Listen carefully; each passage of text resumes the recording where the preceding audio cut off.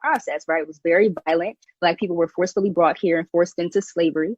And based on those traumas that we experienced during slavery, some of those same behaviors, the attitudes, the belief systems that we adopted as slaves can be passed down to generations after that. And that is why we see like the hypervigilance related to authority figures, or when we see the police, like we're on edge, right? Those are products of transgenerational trauma. So that's just passed down genetically?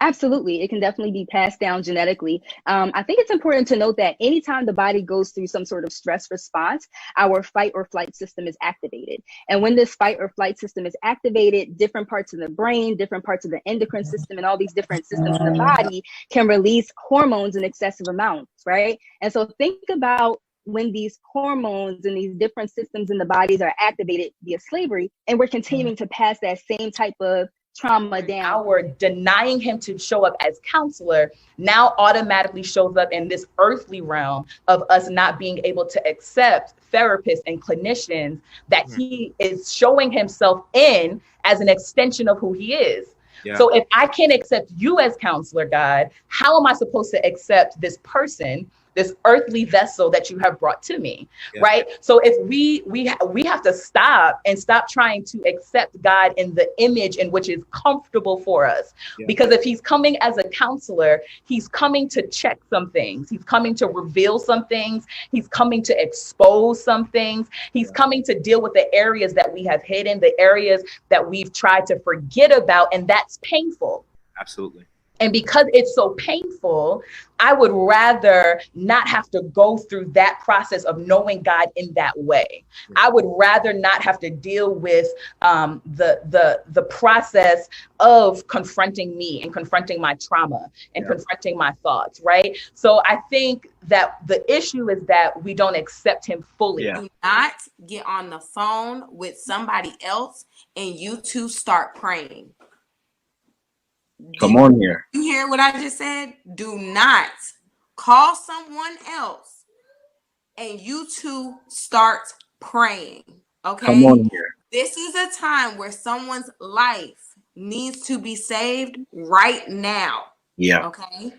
So you need to make sure that you are taking the steps, the proper steps, not saying that prayer is not proper steps, but what is in the best interest to keep this person alive right now. Right now. That would be calling the police, okay? Calling someone else who is in the home with this person to make sure that somebody's on the outside standing physically out on the outside of that That's door. Good.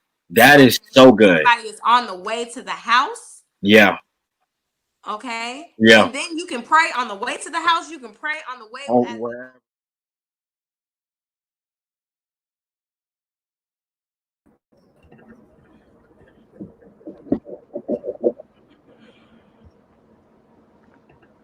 Well, here we go. Here we go again. I'm excited.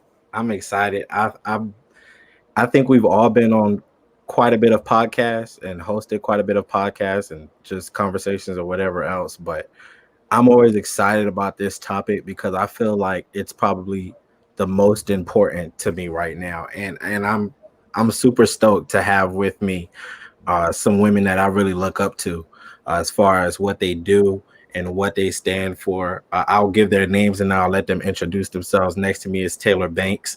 I have ARIANE BYRON and Dr. CHANDA Reynolds. And so I want to let everybody introduce themselves and just talk a little bit about what they do on a daily basis and who they are.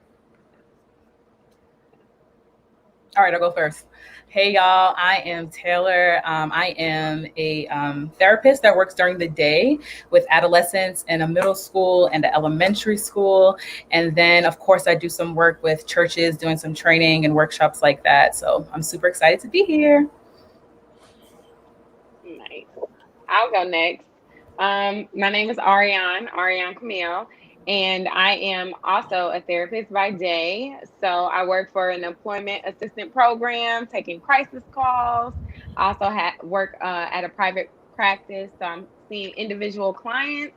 And then, of course, I am promoting my brand Emotional Exchange, which is all about emotional intelligence and just expanding your emotional wellness repertoire.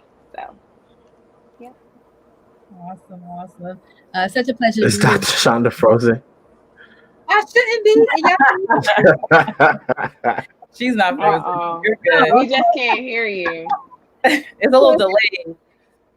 Oh my Is goodness. she on now? Y'all. She is. The stress. I know. I felt it earlier today with the client. Yes, I'm gonna just go ahead. Technology. So my name is Chanda, and I additionally work as a therapist. I'm actually completing my postdoctoral fellowship at the end of August. Currently working with a clinic associated with Johns Hopkins, working with children and their families. So doing a lot of individual as well as family therapy. I love family therapy. Also, I'm promoting my brand, Minds of the Culture. So we do have an app, mobile app in the App Store as well as on Google Play. We have a apparel line. So lots of things that we're doing over here, Minds of the Culture. So yeah, I'm just happy to be here. Thank you, Alicia, for providing this platform. Am I good now? No. That's worse than it was before. And I still can't Is this better? hear Dr. Chandra. Y'all can't hear me? I can hear you. I can hear her. That's wild. How about now?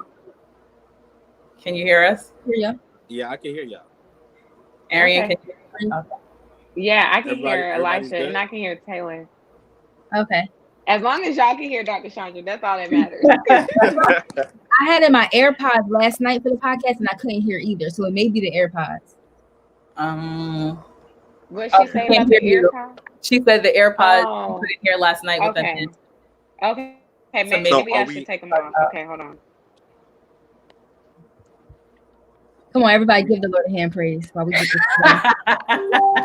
clap your hands real fast and tell him yes. Clap your hands really fast and tell the Lord yes. This is always a yes, Lord church, but tonight. Everybody. So you're good. Everybody's good. I'm good. Good. There we go. Can everybody? Am I good? I don't Yep. need to really be. I'm cool. Yep. Okay, cool. Whew. Listen, it got ugly fast. But this is what we're going to do. I want to jump right into this conversation because there is so much to discuss, and we're not going to be on for 3 and 4 hours as is our custom over here now. We're not going to speak on that either. But we're not going to take up your night. I want this to be very effective, and we're not really going to take up too much of the night. I want to start here. I believe it was yesterday or the day before. These days are blurry to me, pandemic days. But Senator Kamala Harris, Senator Kamala Harris was placed on. She joined Joe Biden's bid for president, and we might not celebrate the same views, but we should celebrate her as a Black woman. And that's not what happened. I just want to anybody can go. I just want to talk about kind of the fundamentals and the foundation of that kind of belief that when our own, especially our Black women, do something, that's amazing, that's groundbreaking, we tend to find the negatives and we tend to put holes in the success that they have instead of pushing them and celebrating them fully. And that's where I want to start tonight. This is really, really important to me because for us, we should be looking at that next generation of Black women like, listen, here's one more thing that we've been able to do. What are you going to do tomorrow? And instead, we just picked her apart pretty much all day long.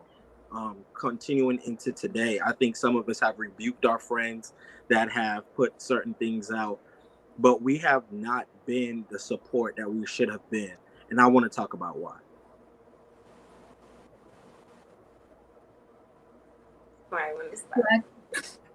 Anybody? So this is what I'm gonna do. If we go silent for like 30 seconds, I'm gonna immediately pitch it to Dr. Shonda. That's fine. It's like a plan to me. I'm gonna go to Dr. Shonda every single time. Okay, so here's my perspective. Alicia, I think you hit the nail on the head that sometimes not even sometimes, but when Black people are in positions of leadership, when we accomplish certain things, we're expected to get the hand claps from our peers, way to go from our group, Black people. But sometimes that's just not how it goes. And that's history, right? That's from a historical perspective that started in slavery, right? That where, Black people were put against each other because that's just how things were back then. And so I feel as though we're seeing remnants of that even today. And, one of the just ignorant, uneducated arguments that I have been seeing about Senator Harris is the fact that, oh, she's not Black. She's Jamaican, she's Indian, she's Asian. When the woman literally said, I'm a Black woman. And I think the reason why that is just kind of just rubbing me the wrong way in so many different aspects is because I think it was last week or the week before, another politician had said, oh, Black people, they're pretty much the same. There's no diversity in there. But Hispanics, there's diversity in that group. We're literally doing the same exact thing to our own. We're saying that there is no diversity in Black America because she identifies as Caribbean or whatever. She's not considered Black. However, as a people, we need to understand that there is heterogeneity in the Black population. There isn't just one specific type of Black person. And I feel like the further we understand that, the more likely it is that we'll be able to support one another. Because at the end of the day, like there are people who are, and I'm sorry, I'm going to wrap this up. There are people who identify or who are distant ancestors to those who were impacted by the African slave trade, Caribbean Blacks. You had it's a plethora of individuals of the African diaspora. And so we can't just get so caught up on the fact that, oh, she's not Black because of this or that. Like, that's just so ignorant to me. But yeah, that's my spiel. Way to start it off. Way to start it off. I think I agree with everything Dr. Chanda said. I think the real issue for me personally is that it perpetuates this narrative for Black women that you can't be Black enough, right? Like no matter, it's historically people that are light-skinned, women that are light-skinned have had a hard time measuring up to what it means to be Black in our culture. And so it just further perpetuates that and makes it difficult to feel like you're ever going to live up to a standard. We already can't live up to the standard that America has established for us as Black women, but to know that even within our culture, we still can't live up to a standard that has been set. It's exhausting. It is absolutely exhausting to have to go through day by day. So exhausting. Yeah. And like what I kind of just thought about is like we kind of underestimate the underlying misogyny in this country and like how so many people still have those ideas and those negative ideas of what women are capable of, what they deserve, the respect. Like, come on, we're literally in 2020 and people are still cringing over women's body parts, So it's like we cannot like expect this society to just be like open arms. So I think that we're giving people more credit. That's how I kind of really feel. Like I really feel like we're giving people in society and men and even women and even Black women way more credit than they have shown us that their behavior has deserved. I wanna can you hear me now? Yep. Mm-hmm. Okay, cool. What can we do to change that? And of course we can't change it. We can't be like, okay, this ain't gonna exist tomorrow and then boom. But what are some of the steps we need to be taking actively right now to like, because to me, I can imagine if that was my sister. And I'm like, this you've done your whole career has been for such a moment. And in such a moment, so many people can look at you, all kind of ways that are negative. And your whole life has been for this. Like you've done everything to put yourself in this position to be successful. And now you're here. And instead of us being like, this is amazing, our daughters of tomorrow are going to do this, our sisters of tomorrow are going to do this. We're literally picking her apart to the bone. Like I saw something today about something she said. I'm not even going to go into it because that's just paying attention to the wrong thing. How do we start changing that now? Within. You got to start with yourself.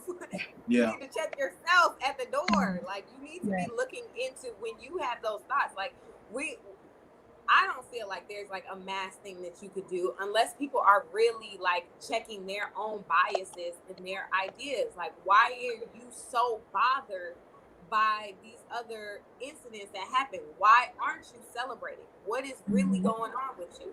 Is it that you're so conditioned to think this way and hold Black women to a certain degree? Is it the lack of education where you don't really understand race? Like, what is it? You gotta look into yourself to kind of figure out, where do I start? Because I can't tell somebody else where to start. I don't know what they have witnessed, what they have been through, but all I can say is, like, it definitely starts with yourself and correcting people within your environment if you have different views. So speaking up, like making sure that you're advocating for the community and you're actually projecting your true values, because a lot of people are silent when they get around their friends and they may not agree. So speaking up and checking yourself at the door, that's what I got. Yeah, and I'm just gonna piggyback off of that. Like, I think the speaking up part, right? That's the part, because we can hear about all the things people are saying about her, all the misogynistic statements, and if we don't say anything, then what's going to change, right? So if we're hearing this information, hearing this negative stuff being perpetuated, at the end of the day, it's our responsibility to correct that information, right? Because this is just going to continue, because she was just announced, I think, a couple of days ago. This is just going to get worse, period. And we have to do everything that we need to do in order to protect Black women. And yes, she is Black. I think that even from a mental health perspective, and I'm sure my sisters would agree with me, like, stuff like this impacts Black women's mental health. Like, this isn't new for us. We're constantly looked at as not Black enough, constantly looked at as being too angry or too opinionated. How is she going to take care of her family? Or, those types of things, they're just continuously perpetuated in this country. And so the fact that, this is something happening to our sister, we need to protect Kamala and continue to educate our peers and those who might be around us. Yeah, and I definitely think there's a level of education that can be provided within our communities or even in our schools, because we're not seeing a lot of images of Black women, right? So we stick to this one thing that we think is acceptable, but if we widen the range of what a Black woman looks like and actually celebrate what she's able to do, and I think that would kind of help for us to not only feel like we can do it, but to also feel celebrated by our community and by others that are outside. That's good. I mean, I have go one ahead. more comment. I think, I didn't hear, because y'all know I'm having hearing problem, I'm like over here watching it, like listening every time Dr. Chandra talks, whatever. I'm making it work. But I think I seen in the comments, Dr. Chandra talked about like ethnicity and like the diversity of different cultures and things like that. I think it's good to remember or just be knowledgeable about how country the United States is. I grew up in a very country place where people didn't know that there was Jamaicans. I would say my family's from Barbados. They had no idea where that was. I couldn't even get to the part where my dad's from St. Vincent. They like, what is that? I really don't know where that is. Yeah. So it's just like we have been conditioned to either be Black or white. And if you are not white, you may not even, like, we have check boxes, So it's just like, we have to be aware that a lot of people are still in that box. And I think that, like I said earlier, I think we're giving everybody way more than what is actually going on. It's a lot. I want to thank you all for starting this off so strong. If you're in the comments, if you're watching, if you're viewing, thank you for watching. If you're going to watch, thank you for watching. Please watch. This is going to be really good. But more importantly, please share. Go ahead and share this right quick. Get it on your timeline. We want everybody that we can to be involved in this conversation. This is a really, like, out of everything we talk about, this is probably the most important. I really believe in mental health. I really believe in those that need it, and some people that just need to go and become better and getting therapy and in being in tune with who you are and being in tune with where you're supposed to be. Once again, if you haven't seen, I have Taylor Banks on the screen as well as ARIANE BYRON and Dr. CHANDA Reynolds. So I need you to share it. Let's get this conversation going. We're about to jump into the thick of things. My computer was messing with me, so I had to be creative tonight. I'm gonna do this right quick. Can you hear now, or are you still messed up over there? I only have a problem hearing that one over there. Oh no. Oh no. Oh. It's fine though, because I can hear her on my phone. It's fine. Okay, cool. Tonight is I do not come in here with your churchy ears. I'm going to say that now. Do not come in here with your super spiritual ears, and we all have them, and it's okay. Do not come in here with your Huckamashaya and leave. Let's leave that at the door. Let's leave that at the door for just a little bit. But I want us to have a real conversation because I want us to get some real help for us. I want us to really be helped. And with that in mind, I want to start here. Here's my first question. Do faith leaders give mental wellness enough attention? This is a very general question. You can scale it as specific as you want, but it's a very general question. Do faith leaders give the idea or mental wellness itself enough attention? So I think now they are giving it more attention. I can't say they're giving it enough attention, but I think because of the things that have come up now in the news, we've had so many pastors that have committed suicide, right? And so it's forced pastors and leaders to have to think about mental health in a way that they had previously not. And because now parishioners are bringing their mental health issues to church and to their pastors with questions and with and looking for guidance, it's kind of forcing people to now have to consider it in a way that we had not, but not nearly enough are we really considering mental health. At like, we may be like 10%, 40% there, but not nearly having enough conversation. That's good, Taylor. I'm gonna go ahead. So it's a no for me. I'm gonna go ahead and just say that. I think that, and Taylor, you brought up valid points. And also, like, I feel like there's just still some.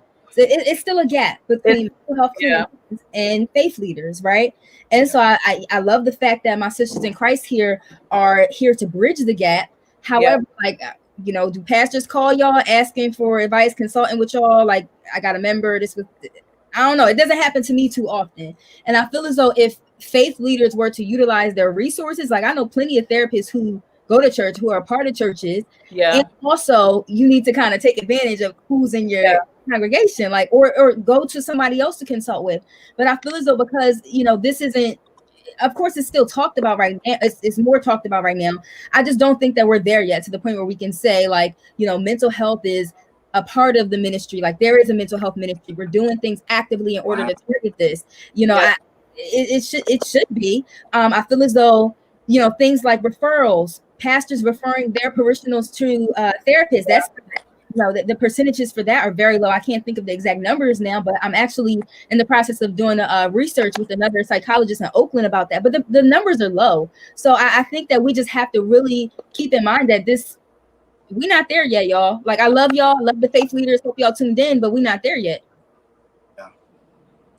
See, my pastor is a therapist, so I have a so I have probably a unique perspective. And I think because of what's happened with the pandemic, I've had now in New York more pastors reaching out for help. But you're absolutely right that it's definitely not enough communication between clinicians and pastors, you know, at all.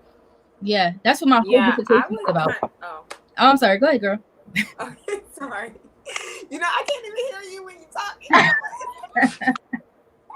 I would say, like, you know, when you start thinking about like faith leaders and things like that, because I like literally just this week I had someone on the call who was a part of a ministry, and she was struggling with anxiety and depression and things like that.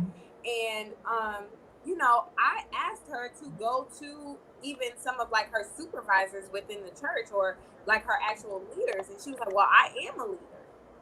So know what I mean? So Yeah. it's like, wow, you don't have anybody to lean on. And the biggest part was, I asked her, are you being vulnerable with the people in your group? Are you being vulnerable with the other people who are leading these groups? Because I think that the struggle is like, people aren't really showing their mental wellness journeys. So then people can't support. It's just like something that is just like completely in a closet. And that's what you were saying, Taylor. Like, more people are coming out and speaking about it on the leadership, which is trickling down. But if nobody is on the podium saying, I'm struggling with anxiety, I'm struggling with depression, that's not going to make me feel comfortable enough to speak out if I'm in the pews. Yeah. Yeah. Who do you and did somebody have something just there? Go ahead. I want to ask this because I was going to move on, but you brought up such a good point. If I'm in an area, if I'm in a church area or church environment that either one doesn't believe in it or number two is toxic, and we don't have, I don't want to go into too many of the details of what our church world is. We all know and love church. We all understand that we have some places that we need to grow. If I'm in a place that is not proactively involved or won't push you to that place where you can go get help, or if I'm in a place that's just toxic and if I get it out, it's going to do me more bad than it will do me good, who do I talk to? Where do I go to? Who do I reach out to get some help or to figure out what to do? Well, first of all, I just want to address the part that, if they don't believe in mental health, then they don't believe in the Bible, because there are people in the Bible who experience mental health. Various people, David had depression. I strongly believe that he had depressive symptoms. Elijah experienced suicidal ideations. Like, we can bring down a list of different people in the Bible who experience significant mental health concerns. So this is nothing new to us. And because we're Christian, to it just means our authority to overcome it.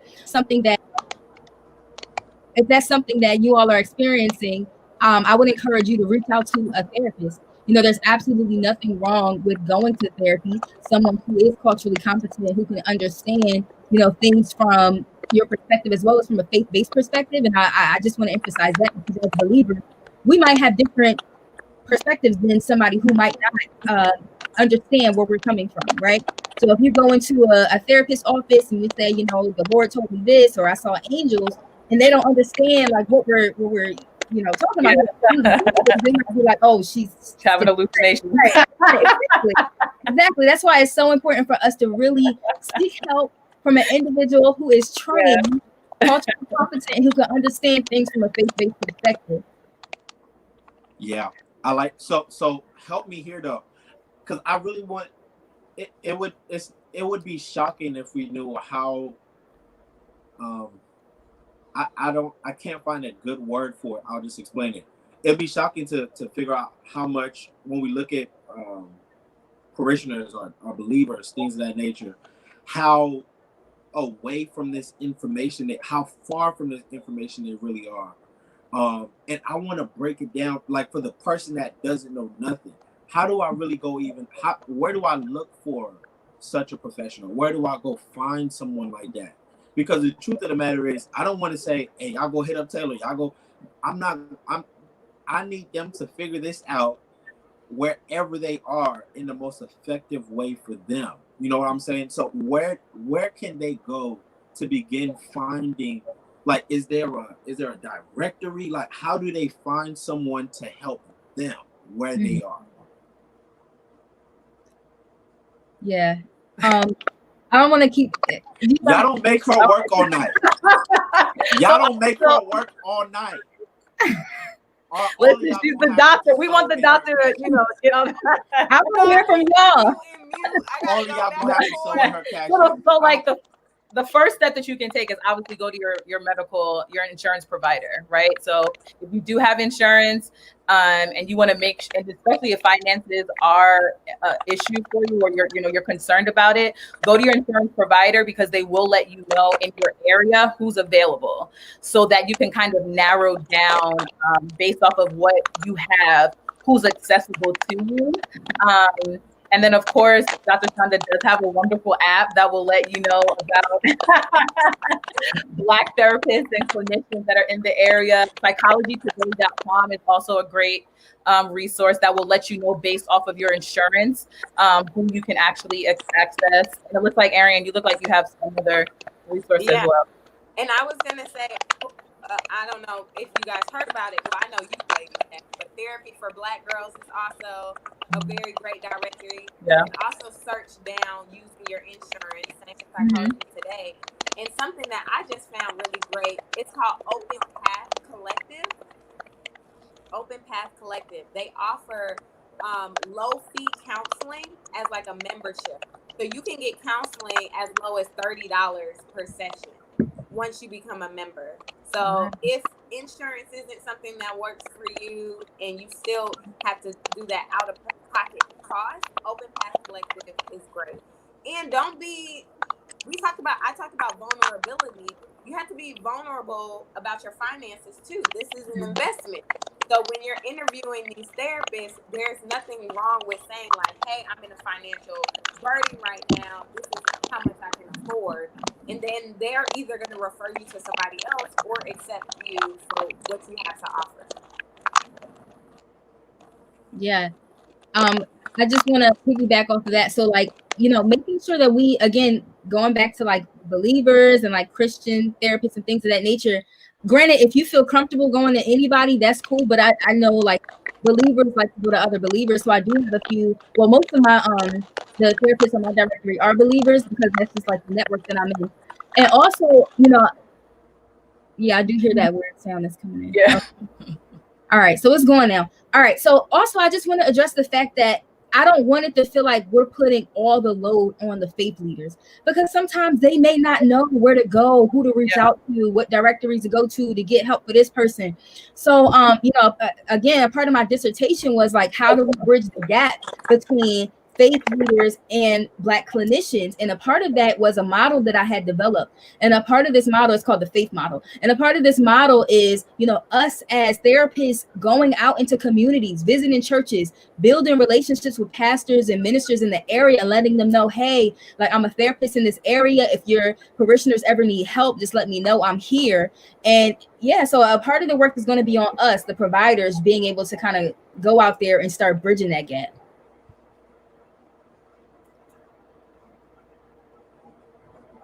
Yep. Listen, I don't know what's going on, but Dr. Chanda has passed his bad internet to me. You're not gonna blame that on me. Yeah. Can I say that I just love? I don't know what's going. Is it any better right now? Yeah. I don't have time for this. I'm not built for technical difficulties. But this is. I was gonna say that I really like the fact that Dr. Chanda pointed out advertising your services within the community, within the faith-based organizations. Because I'm new to my private practice, so I'm always thinking about which communities to go in to advertise my services. And you are exactly right. We should be encouraging other counselors, other therapists, other medical professionals to take their services to the church and not always rely on the community to, find us, especially when we know that there's already like a lack of education there. All right. Y'all, can you all hear me good? Yeah. Yes. Okay. If you're in the comments, please let us know you can hear and it sounds good. Please let us know. It would happen on a night that we're talking about this. That's the devil. Every other night is just perfectly fine. It would happen and I'm being serious. I'm not even joking around. That would happen tonight of all nights. That's how you work. We're gonna get this conversation out. I don't care. Sounds good. Okay, that's all I needed to see. All I needed was one. Because if I can hear it good and you can hear it good, that makes two of us. We can touch and agree. Huh? We will go to church fast. I'm just playing. But okay, cool. that's, I mean, and that's why y'all there. I want to say thank you to those that are in the comments, because not only were you guys giving us some places to go, either they were also adding other places, or they were placing the details for the places that you were giving. And so I want to say we really do have a mature crowd in here tonight. I want to move on to this next place. We're talking about premarital counseling. And this is, somebody made a noise. This is very interesting, because we focus on, have you not had sex yet? There's certain things that we focus on, and there's so many other places we can go. Do faith leaders or families in general focus on individual emotional and psychological healing enough during the premarital counseling? No. Do I need a repeat? I mean, I'm not married, y'all, so you gotta like. We're talking about the process. The process. Okay. The process. I mean, it's a great question. Ladies can share. Yeah. Well, I ain't married either, girl. So you know. Do we need to move on? No. Go ahead, Dr. Chanda. Okay, it's a great question. I've never been a part of that process, obviously. So I'm not sure like how it's emphasized or what's emphasized, but I do think that when we're talking premarital counseling, you know, the emphasis is, you know, abstain from sex until you're married. And I do think that there is room for us to, well, it should be room for us to talk about other things like, you know, trauma. How do you respond to things when you're angry? What is your communication style?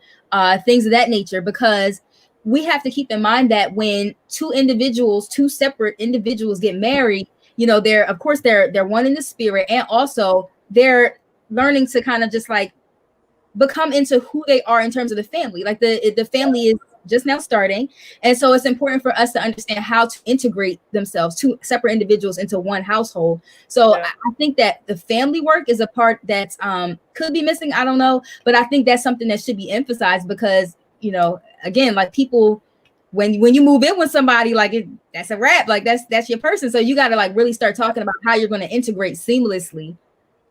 I think a lot of pastors are limited and what they're able to provide in premarital counseling. So they're going to go over those basic subjects of finances and, you know, how would you raise your children and how, you know, what should we do? But I don't think it goes in depth about especially childhood trauma and how have you actually recovered from what you've gone through and what coping strategies are you using now when you're triggered. A lot of that is not going to happen because they don't have the language for it. You know what I mean? They're using books sometimes that are great, but don't even include those questions about mental health. And so it would probably be great if there was a way for clinicians and pastors to actually communicate about what they could be adding to their curriculum, so that they're able to really cover that information. I don't see anything wrong with, you know, if, you know, you're having premarital counseling with your pastor. I don't see anything wrong with them having like assessment tools and things like that, you know, to kind of get the couple kind of thinking about what each person has been through in their past. Because like you're saying, we're talking about trauma, they together may not even have had that conversation. So not putting the pressure back on the faith leaders, but it's kind of just like, if we start talking about these things more, it will bring the normacy into different rooms. Just like I said, like if a pastor steps on the podium and said, I'm dealing with this, the people in the pews will feel better. So it's like, it's just about continuously that language. Like you're right, they don't have the verbiage, but it's not too far away. Right. And the thing is, you know, we do premarital counseling, but we can also go to couples counseling before we get to the altar, right? It is, the premarital counseling does not have to be limited to the pastor's office and what that pastor is able to provide. You can go to couples counseling while you're dating, while you're engaged, and get that extra support that you may not be able to get from a pastoral role. Right. That's good. Anybody else? No, I just wanted to reemphasize what Taylor was saying. Taylor, I think he brought out such a great point about, sometimes the pastors, they don't have the language, and that's okay. And sometimes they don't know what to address. And I think it's important for us to, be distinct in what they're allowed to address, right? Because, as I'm thinking about the question, like we wouldn't want to even unpack trauma, really, if we're talking about premarital counseling, because that's in-depth training that somebody has to go through in order to be able to provide treatment and but trauma narratives, all that type of stuff. So like that's just a can of worms that we wouldn't even want to address in premarital counseling. But that would be something that we would want to go to someone for, like a specialist in that area. Right. Yeah. All right. So we're gonna move right on to the next subject, and that is, sometimes we label kids as rebellious or disobedient or whatever the case may be. How can you recognize that there might be more to the story? I'm sorry, especially pertaining to mental health or that childhood trauma we're talking about right there. How do you recognize that this behavior just isn't, he's just not listening, versus, oh, there might be some trauma that's a part of his life already?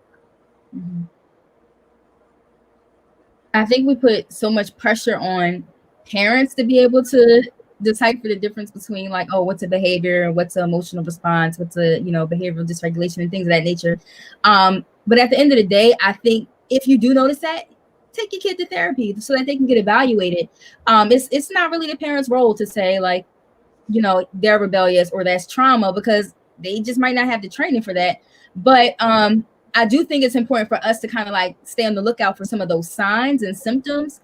And so some of those signs and symptoms might be like if they are frequently irritable, if they're constantly like aggressive or getting in trouble at school, fighting, things of that nature. So, it's important not to label our kids, especially Black kids, because they're more likely to be labeled as having some sort of behavioral disorder when it actually could be like PTSD or some sort of trauma response. So I just want us to be careful with our wording. But if you do find that that's something that your kid might be exhibiting, then, I would definitely have them evaluated.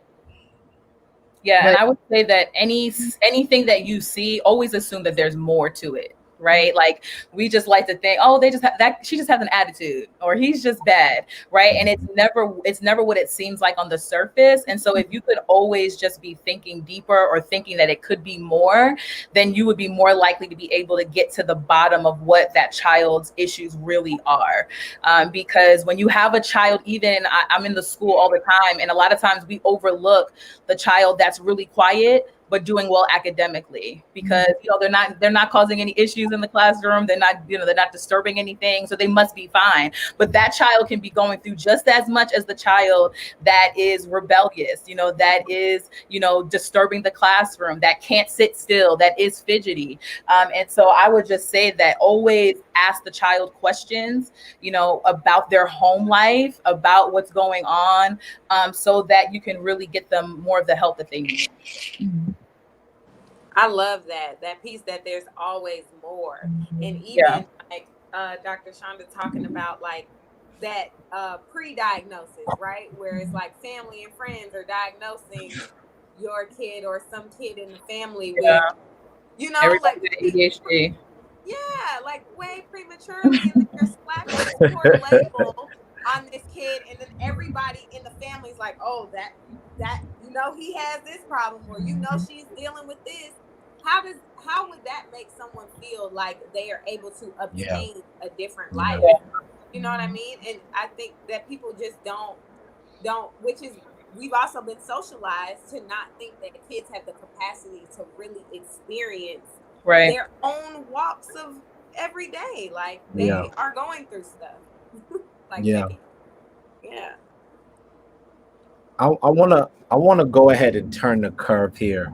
And of course, for me tonight, this was a lot of these things are super specific for me, because they're the things that I've seen and heard pretty much all my life. And I want to go here right quick. And this is where I suggest you really take off those spiritual ears. Is, we like to label certain things as, oh yeah, that's a devil, that's a demon, or that's a spirit. and sometimes you just need therapy. And so I want to turn the curve right here. And I know for some people mentally this can be very frustrating because this is against what we believe. Cast it out, cast it down in Jesus' name. But I just believe that with therapy, at least I can know what I'm casting out and casting down. I want to have your input here on this subject. What can where are we going wrong with that rhetoric? Some of that church rhetoric that we're so used to. Where are we going wrong, and where can we fix it? I feel like we go wrong when we cast it out and cast it down, and then we don't teach the person how to stay delivered. Right. So you might have someone who, wailing at the altar, got delivered, you got blessed or whatever from the message, done with the spirit of depression, feeling uplifted, and after service they might go home, go back to that toxic relationship, go back into that negative cycle, go back to isolating and withdrawing from people. Yeah. And like, we don't understand that with these spirits there are traits, there are behaviors associated with that. Right. Therefore, I can be completely 100% delivered, but then I go back into that same cycle. I'm inviting that same spirit in. There was a reason why when Jesus healed people, he said, all right, now go and sin no more. Right. That was because it was in their nature to probably go back and sin. Like, that was the behavior associated with that. So if we're constantly in the lines, getting blessed, getting delivered, getting healed, set free or whatever, and we're not doing the work in order to sin no more, like Jesus said, or to not go back into those toxic cycles, to not go back into that negative situation, to not isolate and withdraw from other people, then I'm going to stay stuck in the same cycle. And I think that's what makes therapy so beautiful, because we're teaching, practical tools and principles and strategies on how to maintain your deliverance so that, your deliverance goes beyond the altar. Wow. Wow. Listen, I've seen this happen so many times. Beyond the altar. That's good. Can anyone else chime in right here? That's really good. So I think we're addicted in church culture to those supernatural moments, right? Like, we like to be in a high intensity atmosphere, and we like for things to be zapped. We only think about miracle signs and wonders happening in a moment, in an instant. And sometimes the miracle is that you're able to sit down and talk about what you've gone through and gain the skills that you need to be able to live better. Sometimes the miracle is not that you went and everything went away, you forgot about all the trauma, your memories are better, you're never going to do it again, right? And so some things do really need to be talked through. Some things just can't be, prayed over, but you need to sit down and really talk through the process of why you've done what you've done. Because until you come into that real mental revelation, you're not going to change your behaviors. You're not going to change your habits, and you're going to continue falling into the cycle of what you've done that you can't figure out. Why do I keep doing this? Because here's the thing, a lot of what you're doing is also generational. And so you need to understand what happened before you to also understand why you haven't been able to stop it. And so you need to sit down and have those hard conversations. I mean, you guys just served, okay? Y'all didn't play no games, but it's like so true. It's like a serious gap in that self-awareness. I always talk about that because I'm just so passionate about it. Because without actually realizing, like, okay, I'm here, but going back into that toxic environment, we know as clinicians that doesn't really help anything.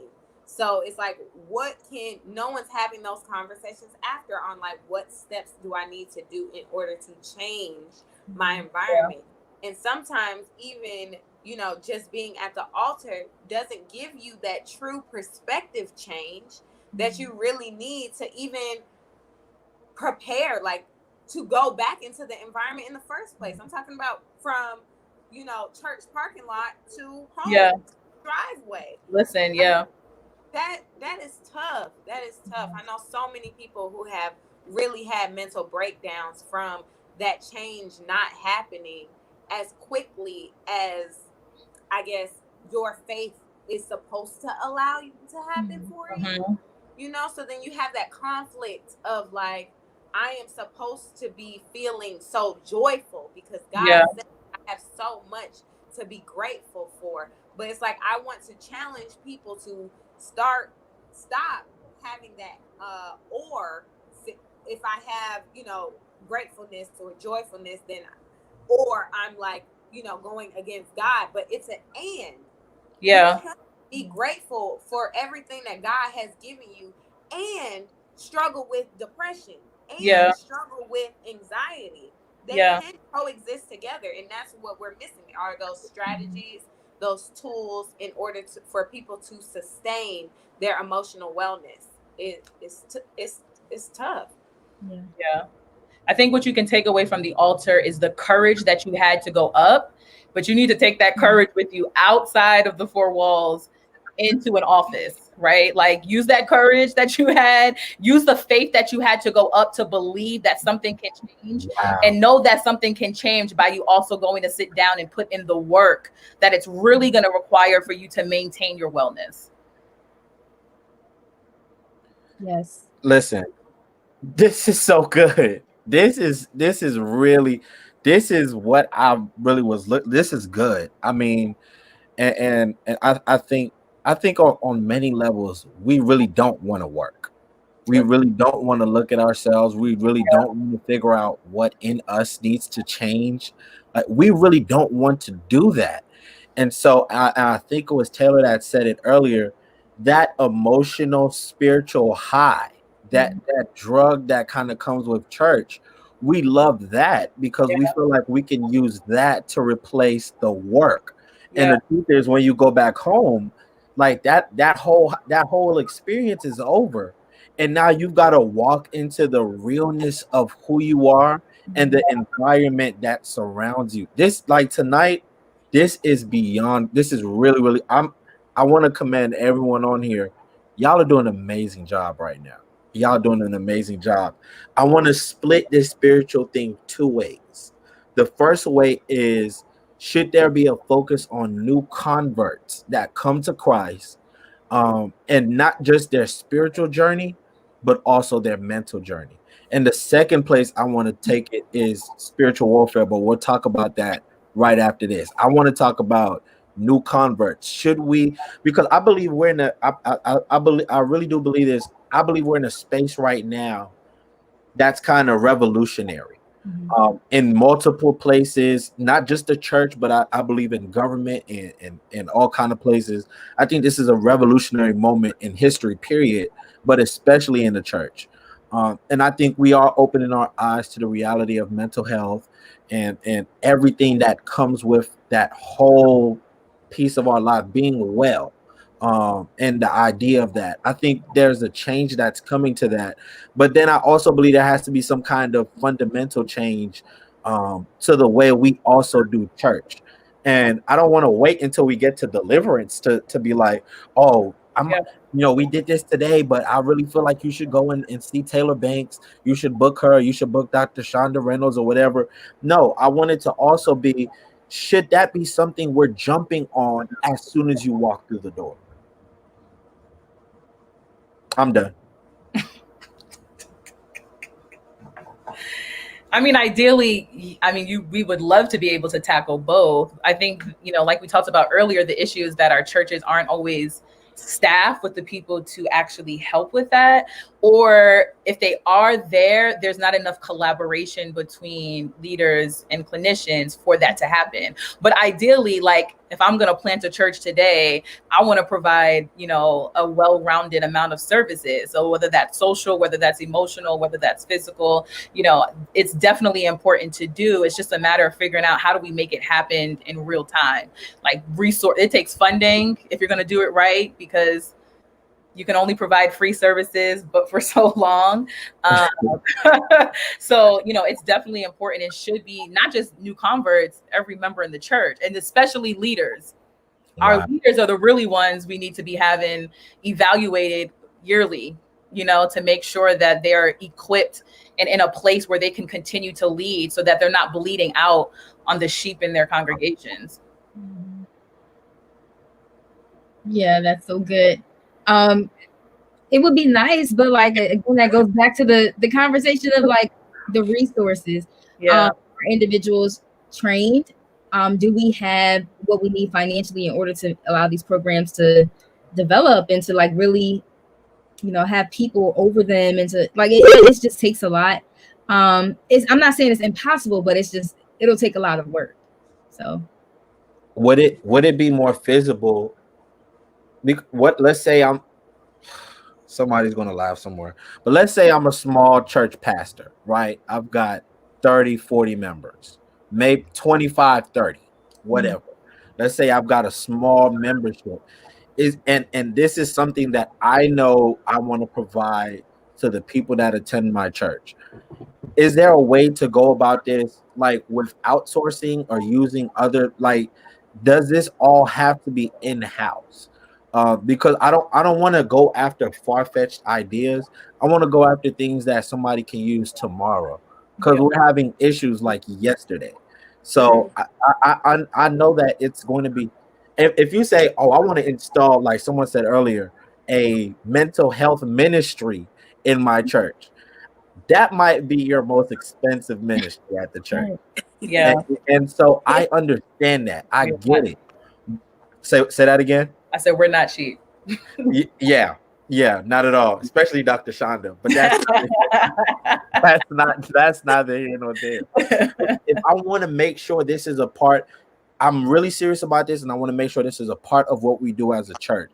Is it possible? Like, is there a way still to get it done outside of this church, so it can be done? I really want to make sure. If it's not possible, then I want them to know. But if it's a way that they can do it, even if it's, you know, we work with this person, this is the person that we trust for our church, we need you to see them, whatever the case may be, we'll pay for 1 or 2 sessions or 3 sessions, whatever. Are those ways that a leader can get things done in their particular church?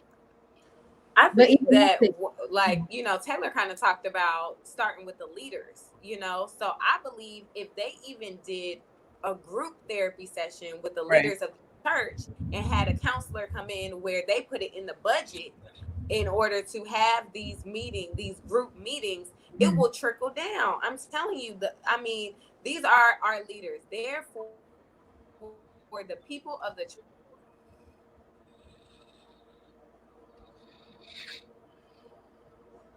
We can't hear you. Can y'all hear me? Yes. Okay, you can hear me now? Sorry, my mom is Yeah. messing this up. I hope she's watching. But yeah, like it starts with leadership. So I think that what can people do now is that the leaders can go to therapy. What can you do tomorrow is like they can lead and let them know, like, hey, this is what I'm doing. It takes vulnerability in the church for people to address these issues. And I feel like if because like I was talking about the young lady earlier who was in a ministry, she could not be vulnerable with her other group leaders to tell them what she's going through. Therefore, her group could not support her. So at the door, you should create vulnerability and let people know that this is a space for you to be vulnerable about your mental illness, your path with Christ, and any other things that are on your heart. You can talk about it here. Yeah, and I think you can also run groups in a way, or even just have workshops in a way that normalizes mental health, right? So even if you have a clinician come in on a Saturday and talk about bullying for kids, or talking about, you know, anxiety, and talk about grief counseling and all of that, if you make that a norm, that they're able to see those trigger words that they're probably thinking about but not necessarily able to talk about, and then be able to put you in the position to say, hey, if you need more information, we can refer you to these people. But you can definitely bring in people, and there are always clinicians that I think are willing to come in and provide those services for free, really, just to help that church be able to provide better services to the congregation. If I'm hearing this right, you're believing that it's probably more effective to work to change the culture in your local body more than making it like, okay, this is our therapist, go there. You believe it's better to just change the culture and make it normal, like at this church. Oh yeah, my sessions on Tuesday. Yeah, my sessions on, like, to where like the body of this local church has normalized the idea of of taking care of themselves and going to therapy. Mhm. Is that what I'm hearing? Absolutely. Yeah. Okay. Yeah. And going even further, so I love the idea of clinicians coming in. I do know who pastors who do like contract therapists to come in like on a Saturday. Like I have, you know, this parishioner or that parishioner who wants to see you or whatever. Also, clinicians can come in and train your ministers as well. Like training like lay persons, people who can talk to the congregants if they are having a tough time or some sort of emotional experience that's really hard for them to cope with. Like you can hire a therapist to train your ministers and staff members. So you know, that's where we can start as well. Okay. Well, let's go ahead and go here. We know that salvation, you know, that's a decision, that's a choice. But many of us say this, but I don't even think we really carry this out. Many of us say deliverance is a process. And we're almost to the end. This has been good. I'm gonna leave it on the high, like Taylor was talking about earlier. But we say that deliverance is a process, and I just want to know from you guys, how much of that do you think therapy can play a part in? How much of that process do you think therapy and being able to have sessions and counseling sessions, how much can that play a part in the deliverance process? Well, I can say, like, we are all God, right? Like, God is within us. Like, we are his beings. He connects with us. So us increasing our connection with ourselves and our experiences is only bringing us closer to him. I always talk about people having conversations with yourself. When you're having conversations with yourself, you are also having conversations with God within you. So you going to therapy is only bettering that relationship because you have that faith. Just like, you know, Taylor talking about having that faith that propelled you to go up to the altar. You are also having that faith to propel you into this investment to become closer, to clear your mind, so that you can clear the way for God to speak through you. And until you do that work to battle all of those things that kind of are holding you back, then, you know, it's going to be hard to fully feel that deliverance. Yeah. Yeah, absolutely. I think that was such a great response. I'll also say, so I was reading a book from a demonologist, I think Frank Hammond.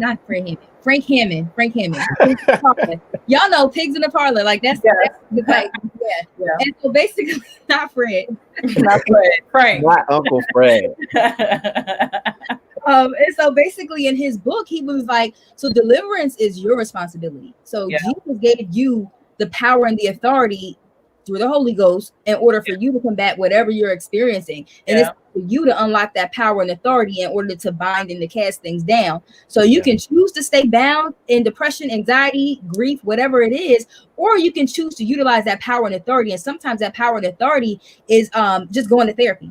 Going to somebody who can help you, going to, you know, an individual to help unpack some of those things that you're experiencing. So I definitely think that therapy can play a role in that therapy deliverance process, but it's also a part of our responsibility to recognize that, you know, this is something that we have to take ownership and responsibility in order to really like go through with and to maintain our deliverance. So it's definitely a room for it. It's definitely purposeful, and we need to be intentional about it.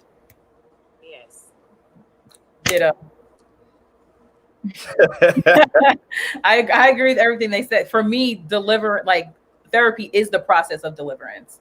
Wow. So I don't separate the two. Wow. And so anytime someone comes to me, whether they are a believer or not, I'm approaching it from that stance.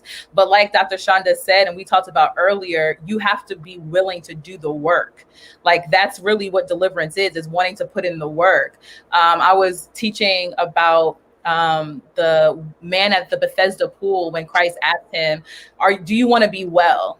right? And for me, I had looked at it in a whole different way this time. And I realized that Christ was really asking, do you want to do the work to be made well? Because in order for him to get well, he had to get up and pick up his mat while he was sitting there waiting for somebody to pull him in the pool. Right. He needed to get up. He needed to put in effort and put in work.